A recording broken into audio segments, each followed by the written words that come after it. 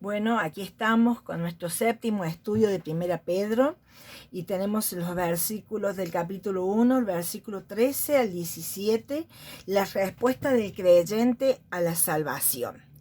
Va a decir así Pedro: por tanto, ceñid los lomos de vuestro entendimiento, sed sobrios y esperad por completo en la gracia que se os traerá cuando Jesucristo sea manifestado.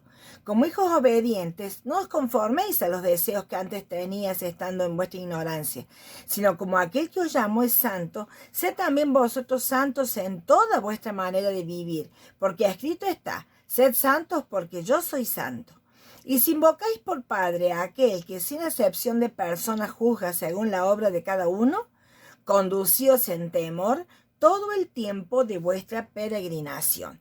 Entonces tenemos aquí la respuesta del creyente a la salvación.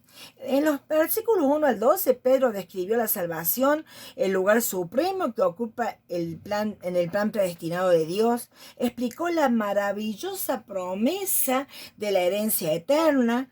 A partir del versículo 13 pasa al modo imperativo, a indicar ¿qué responsabilidades y obligaciones pone esta salvación divina en aquellos que la han recibido? Por eso dice, por lo tanto, ceñid. Entonces, en Lucas 12:48 nos va a decir: más el que sin conocerle hizo cosas dignas de azote será azotado poco. Pero a todo aquel a quien se haya dado mucho, mucho se le demandará. Y al que mucho se le haya confiado, más se le pedirá. Ante esa tan gloriosa salvación, ¿cómo debe ser la respuesta del creyente? Tanto se nos ha concedido, más se nos va a exigir. Tenemos tres palabras que resumen la obligación del creyente: esperanza, santidad y honra. Estas palabras se deducen de estos versículos. En el versículo nos va a decir la esperanza. Sed sobrios y esperad. Vamos a el corazón de este versículo que dice: ceñid los lomos de vuestro entendimiento, sed sobrios y esperad por completo en la gracia que se os traerá cuando Jesucristo sea manifestado. El corazón de este versículo es esperar. La palabra esperanza, que viene del griego epílsate, y es el imperativo presente y activo. Entonces, esto nos va a decir que el Pedro exhorta a los creyentes a una acción decisiva, no un sentimiento emocional, si ustedes desean. Es un acto obligatorio de la voluntad. Pongan toda la esperanza en esta gracia. Esta verdadera esperanza es una realidad espiritual, una de las tres virtudes supremas de la vida cristiana. Como dice en 1 Corintios 13:3, ahora permanecen la esperanza, la fe, la esperanza y el amor. Estos tres, pero el mayor de ellos es el amor. Una de las virtudes supremas de la vida cristiana es la esperanza. Esperanza. Esperar equivale a tener fe, confiar.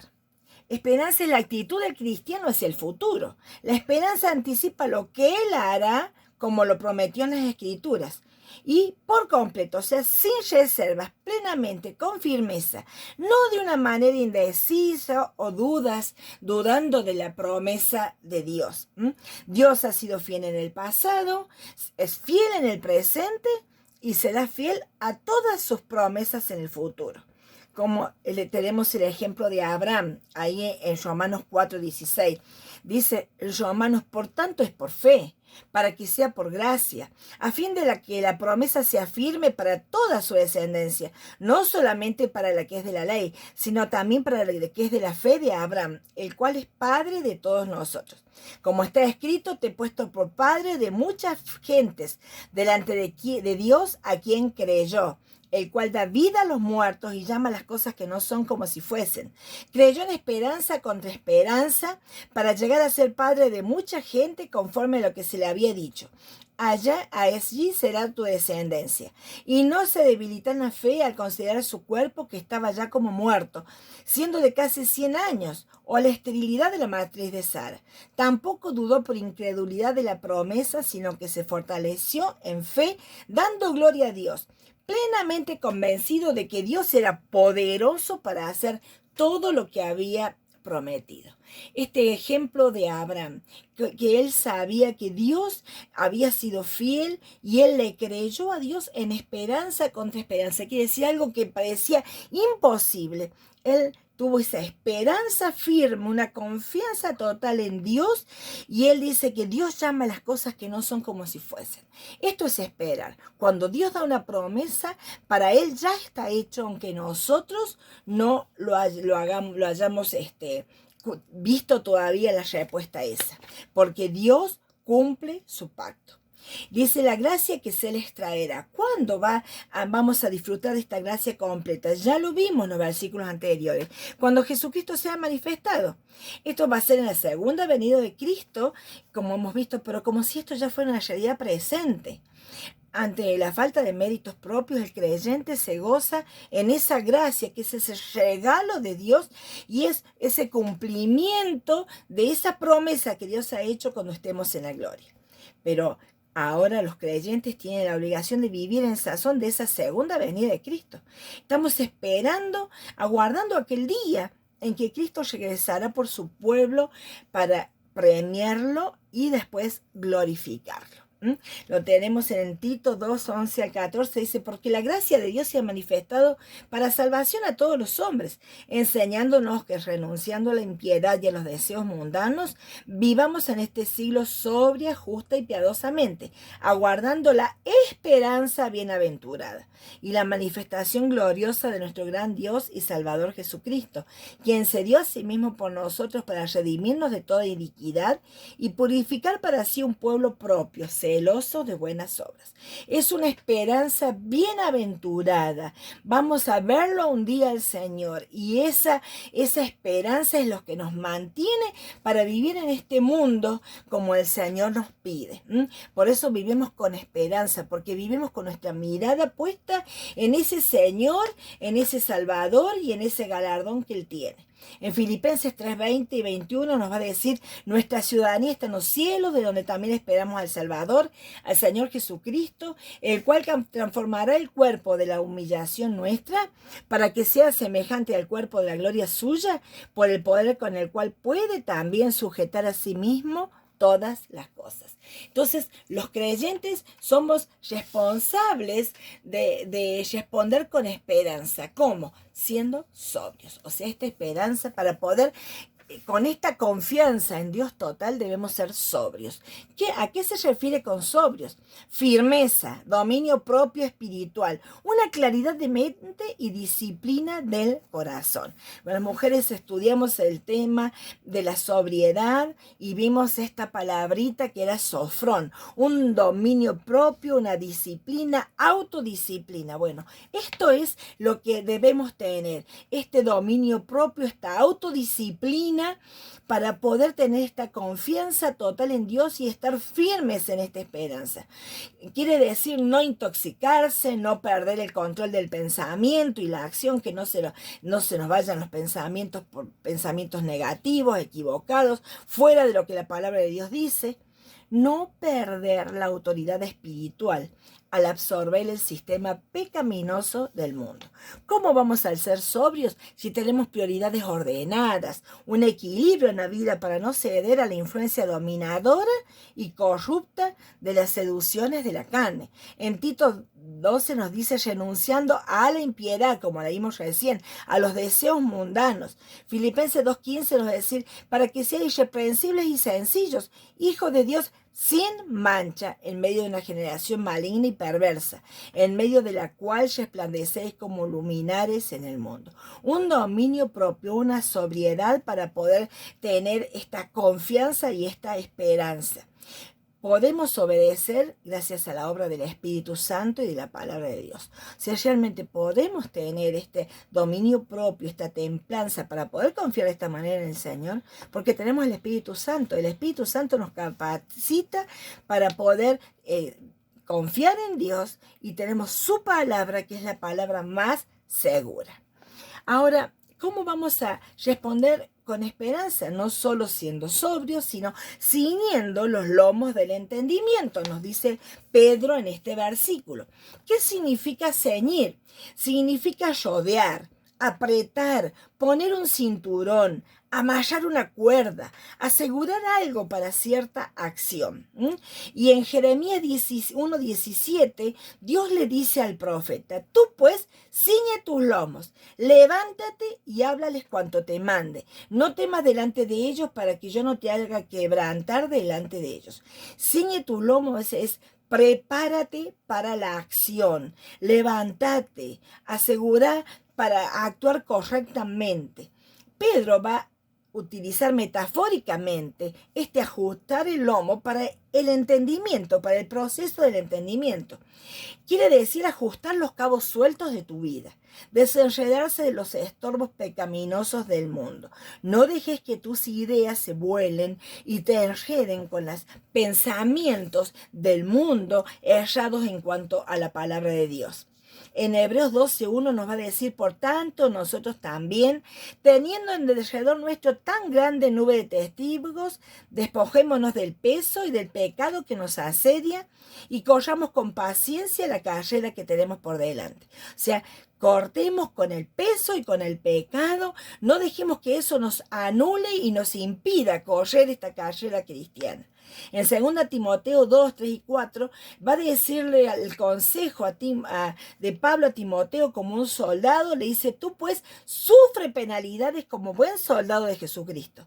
Ninguno que milita se enreda en los negocios de la vida a fin de agradar a aquel que lo tomó por soldado. O sea, un soldado toma en serio la preparación para el combate y se ajusta la túnica para no enredarse. Y Pablo le va a decir a Timoteo: ninguno que va a pelear deja que la túnica se le enrede en cosas que no son lo más importante. Entonces nos va a decir el Señor: toma en serio, sos un soldado, ajusta tus pensamientos a la verdad de Dios, a la voluntad de Dios. Y en Efesios 6:14 va a usar esta idea de ceñir y nos va a decir que parte de esta armadura del cristiano es el cinto de la verdad.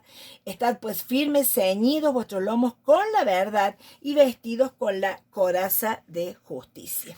Esto es disciplinar los pensamientos para vivir según las prioridades bíblicas, llevar una vida justa y piadosa, una vida sabiendo que Cristo va a regresar pronto.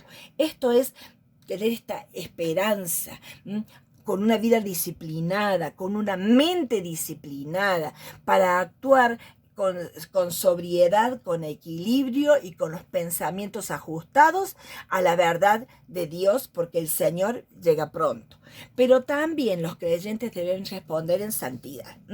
Y aquí nos va a decir entonces los versículos estos de Pedro que estamos estudiando: como hijos obedientes, no se conformen a los deseos que tenían antes, estando en vuestra ignorancia, sino como aquel que os llamó es santo, sea también vosotros santos en vuestra manera de vivir, porque Cristo está: sed santos porque yo soy santo. O sea, los cristianos viven esperando el regreso de Cristo, y esa esperanza los motiva para vivir en santidad. Primera Juan 3:3 va a decir: amados, ahora somos hijos de Dios. Aún no se ha manifestado lo que hemos de ser, pero sabemos que cuando Él se manifieste, seremos semejantes a Él, porque le veremos tal como Él es. Y todo aquel que tiene esta esperanza en Él, se purifica a sí mismo como Él es puro. Esta esperanza de que vamos a ver al Señor pronto y que vamos a estar pronto en el cielo, que el Señor viene, es lo que nos ayuda a vivir en santidad y a tener una pureza, porque nuestro Salvador es puro. Entonces nos va a decir que para poder vivir en santidad tenemos que ser estos hijos obedientes. Esta palabra obedientes bupacoes, no es un adjetivo común, es un pronombre genitivo y se refiere a los obedientes. O sea, esta palabra no es un adjetivo de hijos, sino realmente es directamente un pronombre. Son los obedientes, así son los hijos de Dios, porque significa que la obediencia caracteriza a todo verdadero hijo de Dios, distinguiéndolos de los hijos de desobediencia, que son los incrédulos, como nos dice en Efesios 2, en los cuales anduviste en otro tiempo, siguiendo la corriente de este mundo, conforme al príncipe de la potestad del aire, el espíritu que ahora opera en los hijos de desobediencia. Entonces, los hijos del mundo son los hijos de desobediencia. Los hijos de Dios son los obedientes, son los hijos de obediencia. Esto es lo que nos va a decir Pedro. Por eso el carácter básico de un creyente es la obediencia a Dios. Romanos 6:17 nos dice, pero gracias a Dios que aunque eras esclavo del pecado, habéis obedecido de corazón aquella forma de doctrina a la cual fuiste entregados. Hemos obedecido de corazón. Y en 1 Tesalonicenses 4:7 nos dice, porque no nos ha llamado Dios a inmundicia, sino a santificación. Obediencia entonces es la consecuencia inevitable de la salvación, porque los redimidos, aunque los redimidos están encerrados en sus cuerpos carnales, donde el pecado mora todavía, por eso que Dios nos llama a ser santos, a vivir en coherencia con la nueva vida de Cristo. Somos santos posicionalmente, pero tenemos esta lucha espiritual porque estamos encerrados en nuestro cuerpo carnal.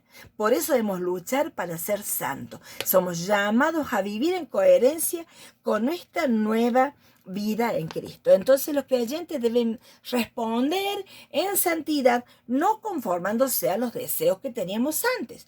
O sea, la santidad se experimenta cuando los creyentes no se conforman a los deseos de la carne. La santidad del creyente no termina cuando hemos recibido a Cristo y hemos sido perdonados y limpios de nuestro pecado.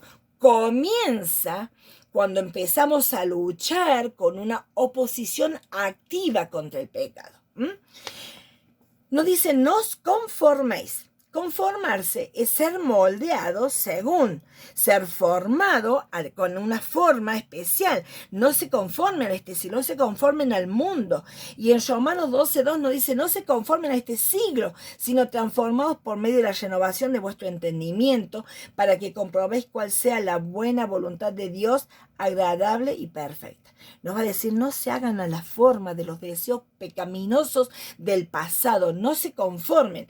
¿Qué es lo que eran esos deseos? Los deseos son ansias, pensamientos pecaminosos, apetitos descontrolados, impulsos, motivaciones, que son con los que vive el mundo. Y nosotros vivíamos antes de conocer al Señor.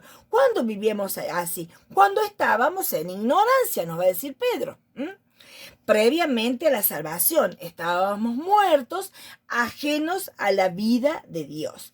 En Efesios 4:17 nos va a decir esto, pues digo y requiero en el Señor, que ya no andéis como los otros gentiles que andan en la vanidad de su mente, porque ellos tienen el entendimiento entenebrecido, ajenos de la vida de Dios por la ignorancia que en ellos hay y por la dureza de su corazón, los cuales después que perdieron toda sensibilidad, se entregaron a la lascivia para cometer con avidez toda clase de impurezas.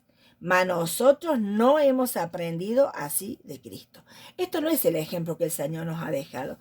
El Señor vivió en obediencia y en santidad y Él nos dejó el ejemplo para que sigamos sus pisadas. Entonces dice, no anden como andaban antes cuando estaban en ignorancia. No anden igual que los que están en ignorancia, porque ahora ustedes son hijos de Dios y tienen que seguir el ejemplo de Cristo. En Efesios 2:1 nos dice que Él nos dio vida cuando estábamos muertos. Cuando estábamos en ignorancia es porque estábamos muertos, pero ahora tenemos una nueva vida. Entonces debemos dejar de vivir en el pecado como antes de ser regenerados. Va a decir en Colosenses, si han resucitado con Cristo, si tienen la nueva vida de Cristo, ahora deben buscar las cosas de arriba donde está Cristo sentado a la diestra de Dios. Pongan la mira en las cosas de arriba, no en la de la tierra, porque habéis muerto y vuestra vida está escondida con Cristo en Dios. Cuando Cristo vuestra vida se manifieste, entonces seréis manifestados con Él en gloria. Haced morir lo terrenal en vosotros, y va a dar toda una lista de cosas malas que son las cosas terrenales que deben mover. Entonces, para poder responder en santidad, no podemos amoldarnos a los deseos que teníamos antes cuando estábamos en nuestra ignorancia. Entonces, para poder vivir en santidad debemos ser santos como es el Señor. Y acá hace un llamado a la santidad en toda nuestra manera de vivir. Pedro va a decir, sed santos en toda vuestra manera de vivir. ¿Cuál es la norma de esta santidad? La norma de la santidad es la perfección de Dios, la santidad de Dios mismo, porque Él es nuestro Padre Santo, es el Dios Santo, y tenemos que ser hijos y mostrar que somos hijos de ese Dios Santo, que Él nos ha llamado. Es la misma norma que dijo Cristo, que Cristo fijó en Mateo 5:48. ¿Se acuerdan? En el Sermón del Monte el Señor dijo, sed vosotros perfectos, como vuestro Padre que está en los cielos es perfecto. Ahora en 1 Juan 5:8 nos va a decir que este es el mensaje que hemos oído de Él y os anunciamos. Dios es luz y no hay tinieblas en Él. Si decimos que tenemos comunión con Él y andamos en tinieblas, mentimos y no practicamos la verdad. Pero si andamos en luz, como Él está en luz, tenemos comunión unos con otros y la sangre de Jesucristo nos limpia de todo pecado.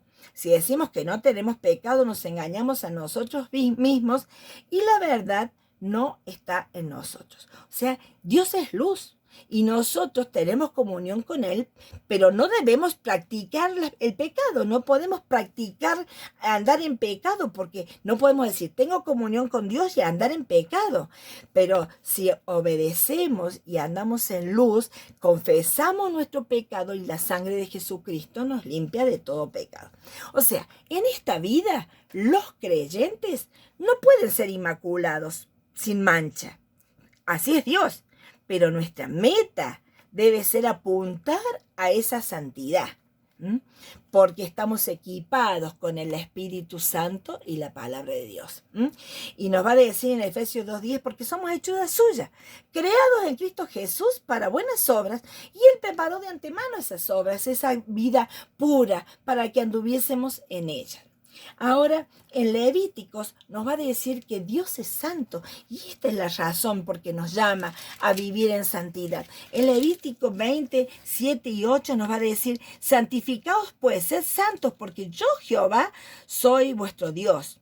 Guardad mis estatutos y ponedlos por obra. Yo, Jehová, que os santifico. El Señor es el que nos santifica. Y en el versículo 26 dice, habéis pues de serme santos, porque yo Jehová soy santo, y os he apartado de los pueblos para que seáis míos. O sea, el Señor es santo y Él nos ha apartado para que seamos de Él. En el 22:32 nos va a decir, y no profanéis mi santo nombre, para que yo sea santificado en medio de los hijos de Israel. Yo, Jehová, que os santifico. Yo que os saqué de la tierra de Egipto para ser vuestro Dios. Yo soy santo. O sea, Dios le va a decir, ustedes son míos. Ustedes son mi pueblo. Yo los saqué, los santifiqué, los separé de la esclavitud de Egipto para que sean míos. Yo los he apartado para que sean mi pueblo.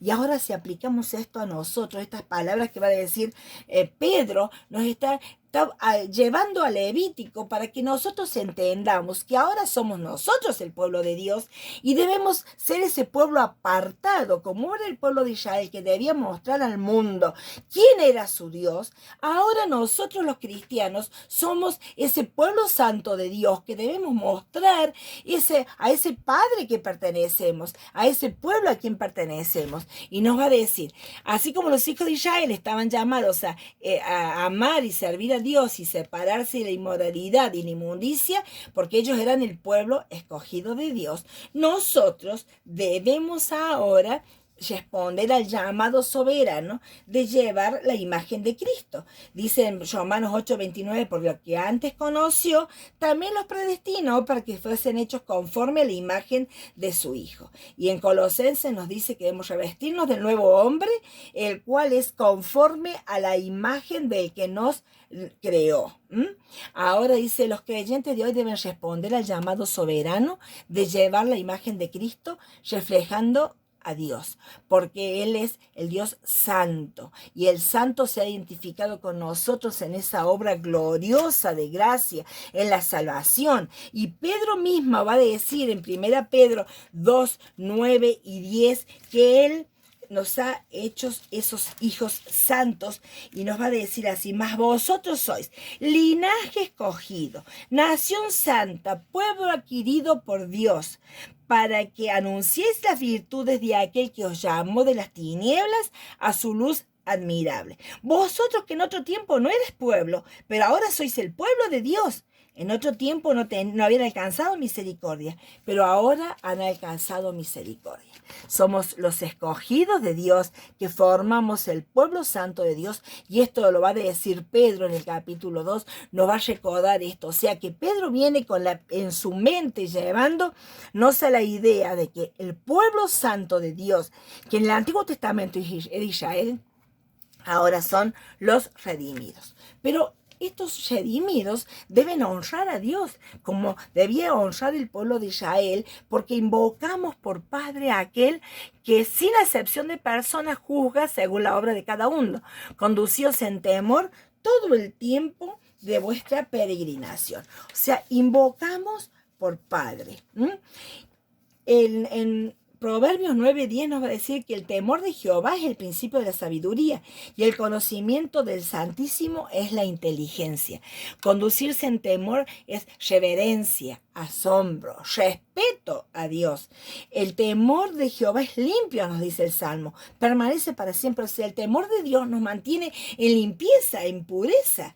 Y en 2 Corintios nos va a decir: conociendo pues el temor del Señor, persuadimos, porque Dios lo sabe muy bien, quiénes somos, y tenemos que ser íntegros, y tenemos que ser sinceros ante nuestra misma conciencia. ¿Por qué? Porque invocamos a Dios como Padre. En la oración intercesora en Mateo 6:9, Padre nuestro que estás en los cielos. En Gálatas 4:6 dice: ustedes son hijos. Dios envió a vuestros corazones el espíritu de su Hijo, el cual les hace clamar: Abba, Padre, papá, papito. Romanos 8:15 nos va a decir: no han recibido el espíritu de esclavitud para estar en temor, sino que han recibido el espíritu de adopción. Por ese espíritu ustedes claman: Abba, Padre. Clamamos a Dios como nuestro Padre celestial, como nuestro Padre, porque tenemos una relación con Él, una íntima relación con Él. Por eso no debemos olvidarnos de conducirnos en santidad todo el tiempo de nuestra peregrinación. Ese Dios que es nuestro Padre bueno, también es nuestro juez. Va a ser nuestro juez. Él juzga nuestra obra. Y en 1 Corintios nos va a decir: yo muy poco tengo el ser juzgado por vosotros, dice Pablo, o un tribunal humano, porque ni aún yo me juzgo a mí mismo, porque de nada tengo mala conciencia, no por eso estoy justificado, pero el que me juzga es el Señor. Y en y el versículo 5 nos dice: ustedes no juzguen, porque el que juzga es Dios. En 2 Corintios 5 nos va a decir que por tanto, procuramos también, o presente o ausente, serle agradable, porque es necesario que todos nosotros comparezcamos ante el tribunal de Cristo, para que cada uno reciba lo que haya hecho mientras estaba en el cuerpo, sea bueno o sea malo. Todos vamos a estar ese día ante el tribunal de Cristo, todos los creyentes, y ahí va a ser examinado nuestro accionar desde que somos hijos de Dios. Por eso tenemos que recordar: es nuestro Padre amoroso, no le tenemos miedo, porque Él es un Padre bueno, pero sí debemos tenerle un respeto y reverencia. No minimizar el hecho de que somos hijos de Dios y que por eso Él nos va a apañar. Él es un Padre bueno, pero es un Padre justo. Y si lo invocamos a Él, debemos conducirnos en temor, con reverencia, con asombro, con respeto a Dios. Porque Dios es nuestro Padre, aunque tengamos una íntima relación con Él, tenemos que tener este respeto, no un miedo, sino admiración. Él es un Padre amoroso, misericordioso y generoso, pero ese también va a ser el Dios santo que disciplina a sus hijos. Y en Hebreos 5:12 nos va a decir así. 12:5 dice: habéis olvidado ya la exhortación que como a hijos se os dirige diciendo: hijos míos, no menosprecies la disciplina del Señor, ni desmayes cuando eres reprendido por Él, porque el Señor al que ama disciplina y azota a todo aquel que recibe por hijo. Entonces, de la manera que los creyentes se conducen ante la omnisciente presencia del Señor importa en este tiempo y en la eternidad. En 1 Tesalonicenses nos va a decir: y estos les encargábamos que anduviesen como es digno de Dios, que nos llamó a su gloria y reino. El Señor nos ha llamado a su gloria y reino. Andemos como es digno de Él. Gracias, Señor, por tu amor. Gracias, Señor, porque tú nos indicas cómo debemos vivir en este tiempo mientras estamos en esta peregrinación. Señor, gracias porque nos indicas que debemos vivir con esperanza, con santidad y temiéndote a ti. Así a ti sea la gloria. Te alabamos en el nombre del Señor Jesucristo. Amén.